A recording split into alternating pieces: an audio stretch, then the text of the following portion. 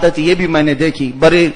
ہندوستان سے جب مدینہ طیبہ جایا کرتے تھے، خود مدینہ طیبہ میں مکان ہے حضرت کا، آج بھی موجود ہے، وہاں سے جب زیارت کے لیے جاتے تھے،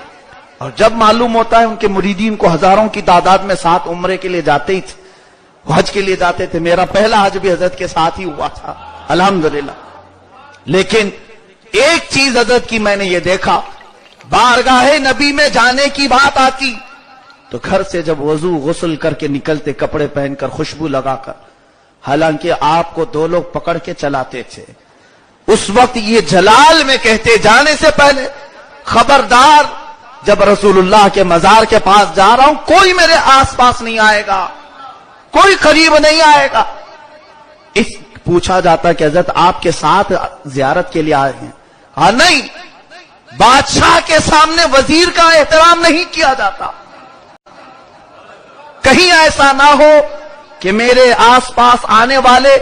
رسول اللہ کو دیکھنے کی بجائے مجھے دیکھنے لگ جائیں، اور یہ میری زندگی کے لیے بہت بری بات ہے۔ یہ تقوی اور یہ محبت رسول کی جھلک بہت کم لوگوں میں دیکھنے کو ملتی۔ لوگ بڑے بڑے پروٹوکول لے کر کے آتے ہیں وہاں پر، وہ تنہا جایا کرتے تھے، صرف دو لوگوں کے ساتھ سلام کرتے، اور اگر کوئی وہاں پر مصافحہ کرنے آ بھی جاتا آپ ہاتھ بھی نہیں ملاتے،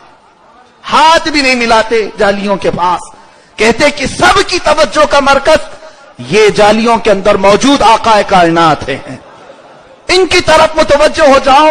ادھر ادھر لوگوں کو، آنے جانے والوں کو کیوں دیکھتے ہو؟ جس طرح ساری امت یہاں غلام کی حیثیت سے آتی ہے، میں ایک غلام کی حیثیت سے آیا ہوں۔